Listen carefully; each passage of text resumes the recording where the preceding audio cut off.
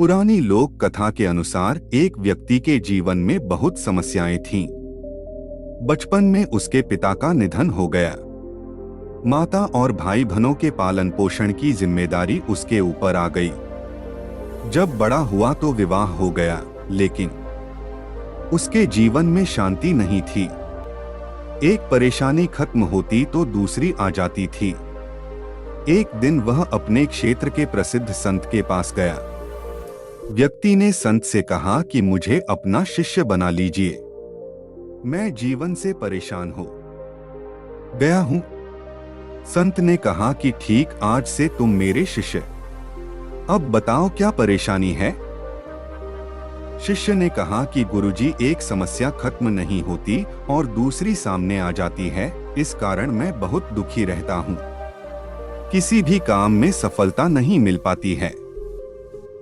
गुरु ने कहा कि ठीक, मैं तुम्हारी समस्याओं का हल बताता हूँ, अभी तुम मेरे साथ चलो। गुरु अपने नए शिष्य को लेकर नदी किनारे गए।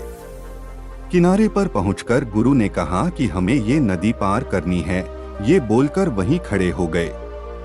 शिष्य भी गुरु के साथ खड़ा हो गया। कुछ देर बाद शिष्य ने कहा कि हमें नदी पार करनी है, तो हम यहाँ क्यों खड़े हैं। गुरु ने जवाब दिया कि हम इस नदी के सूखने का इंतजार कर रहे हैं, जब ये सूखेगी हम इसे आसानी से पार कर लेंगे। शिष्य को आश्चर्य हुआ। वह बोला, गुरुजी, ये कैसी बात कर रहे हैं। नदी का पानी कैसे और कब सूखेगा। हमें नदी को इसी समय पार कर लेना चाहिए। संत ने कहा कि मैं तुम्हें यही बात समझाना चाहता हूँ।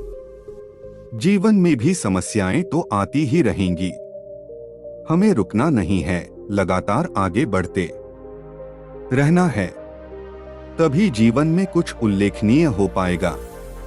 आगे बढ़ते रहेंगे तो समस्याओं के हल भी मिलते जाएंगे, लेकिन रुक जाएंगे तो एक भी बाधा पार नहीं हो पाएगी। कथा की सीख, इस कथा की सीख यह है कि अगर हम समस्या के खत्म होने का इंतजार करेंगे तो जीवन कभी भी सुखी नहीं हो पाएगा। इससे बेहतर तो यह है कि हम आगे बढ़ते रहें। समस्याएं तो आएंगी, लेकिन आगे बढ़ते रहने से ही उनके हल हमें मिल सकते हैं।